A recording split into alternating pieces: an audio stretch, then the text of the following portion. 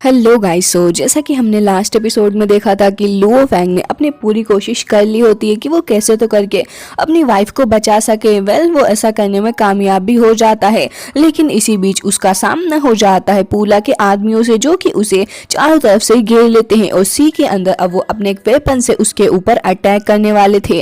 फिलहाल इस एपिसोड की स्टार्ट होती है और हम देखते हैं लुओ फैंग को, जिसको बबाता आगाह कर रही होती है कि जिस वेपन को ये लोग फॉर्म कर रहे हैं वो बहुत ही ज्यादा स्ट्रॉन्ग है। लुओ फैंग, तुम्हें बच के रहना होगा, क्योंकि मुझे डर है कि हम इनकी पावर को अंडर एस्टिमेट कर रहे थे अब तक, क्योंकि ये लोग अपनी पावर को गैदर कर रहे हैं, जिसके बाद ये लोग अपनी स्पिरिचुअल पावर का यूज करते हुए बहुत ही ज्यादा बड़ा अटैक करेंगे तुम्हारे ऊपर।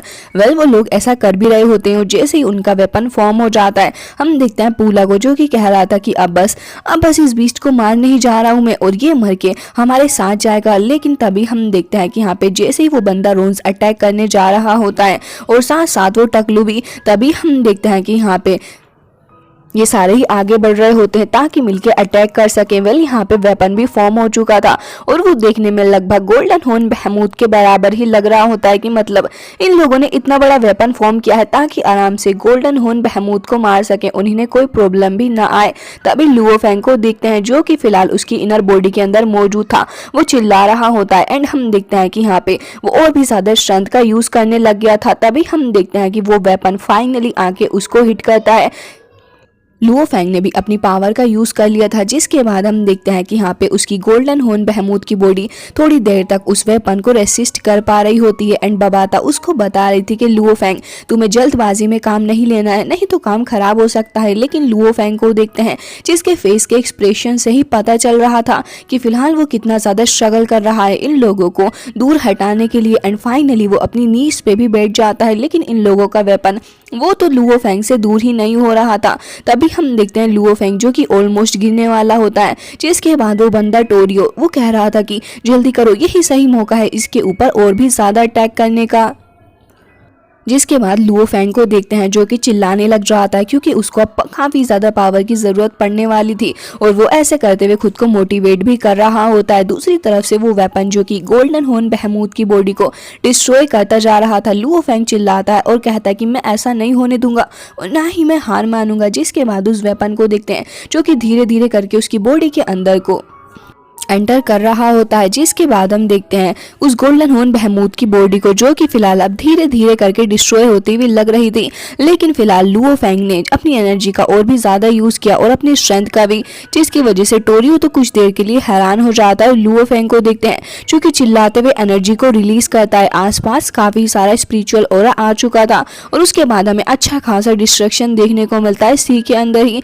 ये देखते ही उन तीनों ही बंदों की हालत खराब हो चुकी थी कि आखिर ये कैसे हो सकता है। उन्होंने तो अपनी सारी पावर का यूज कर लिया था उस वेपन को फॉर्म करने के लिए और लगातार अटैक भी किया, लेकिन उस सब के बावजूद भी कुछ नहीं बिगाड़ पाए लुओ फैंग का। जिसकी वजह से हम देखते हैं गोल्डन हॉर्न बहमूद की बॉडी से अभी और भी काफी सारी लाइटनिंग निकल रही होती है, जिसकी वजह से सी के अंदर मौजूद लोग एंड यहाँ पे जितने भी एनिमल्स वगैरह थे वो सभी दूर को हट जाते हैं एंड हम देखते हैं यहाँ पे वो वेपन वो तो पूरे तरीके से चकनाचूर ही हो गया था। इससे ही अंदाजा लग जाता है कि फिलहाल लुओ फैंग ने कितनी ज्यादा पावर का यूज किया है। तभी हम देखते हैं कि वो अपनी एनर्जी से अटैक करने जा रहा होता है पूला के ऊपर। वो तुरंत ही एक प्रोटेक्टिव शील्ड बना लेता है ताकि खुद को प्रोटेक्ट कर सके। लेकिन लुओ फैंग, जो कि अब और भी ज्यादा गुस्से में आ चुका था, वो भड़क रहा होता है और कहता है कि बस बहुत हो गया, अब मैं तुम्हें मार के छोड़ूंगा। जिसके बाद वो अपने वेपन को निकाल लेता है और हम देखते हैं कि उसके ट्रू वेपन, जो कि फिलहाल आ रहा होता है उस गोल्डन हॉर्न बहमूद के माउथ के अंदर से निकल के, जिसे देख के वो लोग थोड़े से हैरान होते हैं और फिलहाल समझ नहीं पा रहे थे कि आखिर ये किस तरीके का वेपन है। जिसके बाद हम देखते हैं कि यहाँ पे वो टकलू, सबसे पहले तो वही मारा जाता है लुओ फैंग के उस ट्रू वेपन से। जिसके बाद हम देखते हैं कि वो लगातार दूसरे बंदे को भी मारता हुआ आगे बढ़ रहा होता है और फाइनली जाके वो हिट करने वाला होता है पूला को। उसके फोरहेड के काफी ज्यादा क्लोज आ गया था। पूला की आंखें काफी ज्यादा बड़ी हो चुकी होती हैं और ऐसा लग रहा था कि अब तो वो भी शायद से मरने वाला है, बट अनफॉर्चुनेटली ये सीन यहीं पे कट हो जाता है और हम देखते हैं सी को, जो कि फिलहाल अब काफी ज्यादा शांत पड़ी हुई थी, आसपास कोई भी हलचल नहीं हो रही होती। लेकिन उसके कुछ ही देर बाद लुओ फेंग को देखते हैं, जो कि फाइनली एंट्री मारता है सी के अंदर से बाहर को।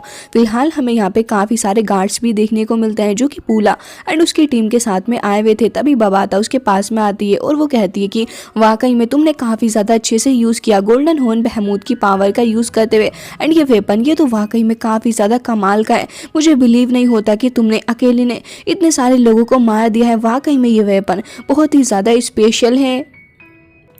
तभी लुओ फेंग को देखते हैं, जो कि उसको कह रहा था कि हाँ तुमने इस बारे में बिल्कुल सही कहा, लेकिन दुश्मन अभी फिलहाल पूरे तरीके से खत्म नहीं हुए हैं। बबाता भी उसकी बात को सुन रही थी और वो इस बात से एग्री भी करती है। और वो ये भी कह रहा था कि तुम्हें पता है ना कि फूला यहाँ से भाग चुका है, मतलब कि फूला फिलहाल इंजर्ड हो चुका था, लेकिन वो मारा नहीं गया। फिलहाल सीन कट होता है और हम देखते हैं एक शिप को, जिसके अंदर कोई बंदा काफी ज्यादा इंजर्ड हुआ हुआ था।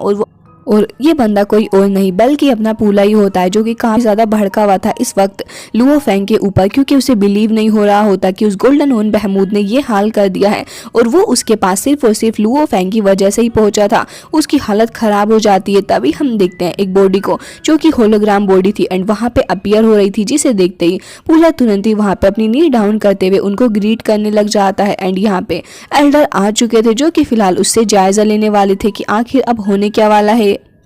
जिसके बाद वो पूछने लग गया था कि तुम तो अर्थ पे गए थे अपनी टीम के साथ में, तो मुझे बताओ कि वहां पे क्या हुआ। तभी पूला काफी ज्यादा डर रहा होता है और वो कहता है कि जी हाँ, मैं अपनी टीम के साथ में अर्थ पे गया था, जैसे कि आपने मुझे ऑर्डर दिया कि मैं वहां जाऊं और फिर वहां जाके लुओ फेंग को मारूं और फिर उससे पता लगा लूं गोल्डन हॉर्न बहमूद के बारे में। मैंने ऐसा किया भी और आप इस बात को जान के काफी ज्यादा शौक होंगे, जो कि मुझे पता चली है। और वो बता ही देता है कि गोल्डन हॉर्न बहमूद मरा नहीं बल्कि जिंदा है।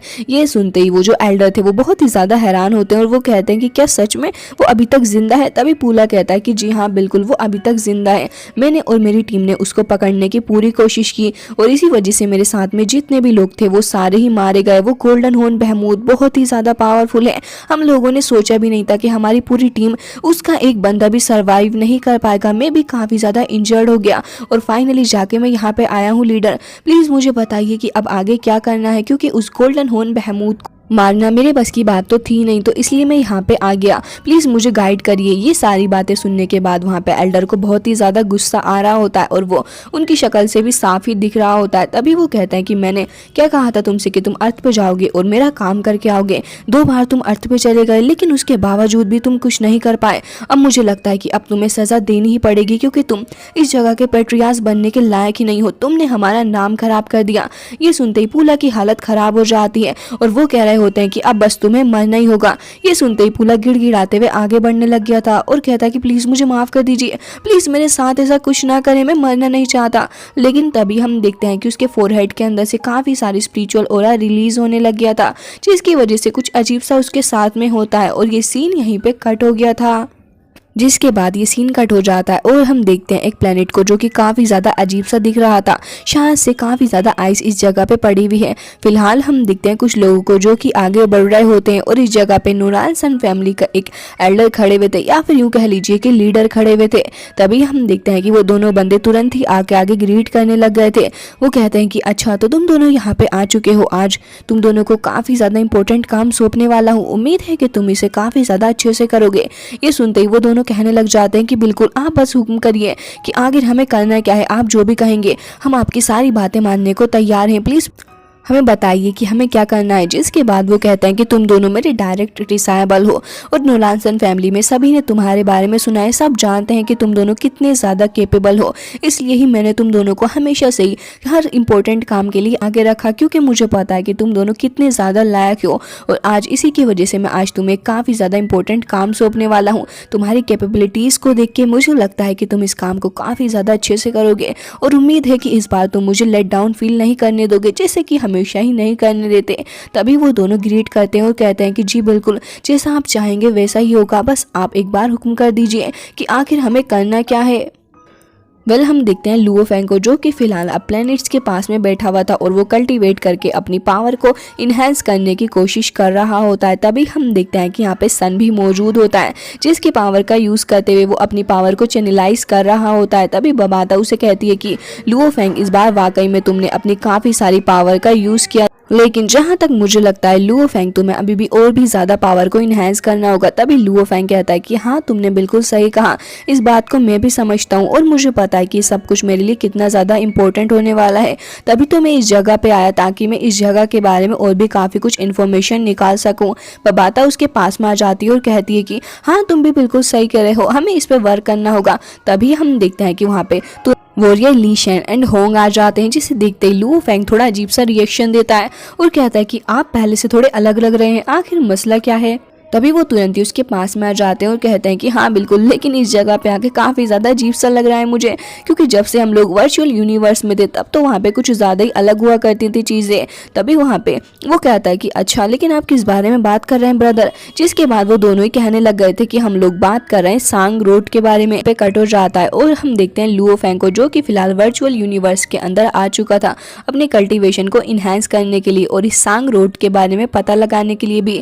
फिलहाल हम देखते हैं कि यहाँ पे काफ़ी सारे वॉरियर्स और भी मौजूद होते हैं जो कि फिलहाल इसी जगह पे थे और वो यहाँ पे आगे बढ़ रहे होते हैं। बबाता बता रही होती है कि तुम्हें पता है इस जगह पे काफ़ी ज़्यादा स्ट्रॉन्ग लोग आते हैं जो कि फिलहाल अपनी कल्टीवेशन को इन्हेंस करते हैं और यहाँ पे ग्रुप्स के अंदर बैटल्स भी होते हैं जो कि काफ़ी ज़्यादा अच्छा रहता है इंडिविजुअल के लिए भी और किसी ग्रुप के लिए भी।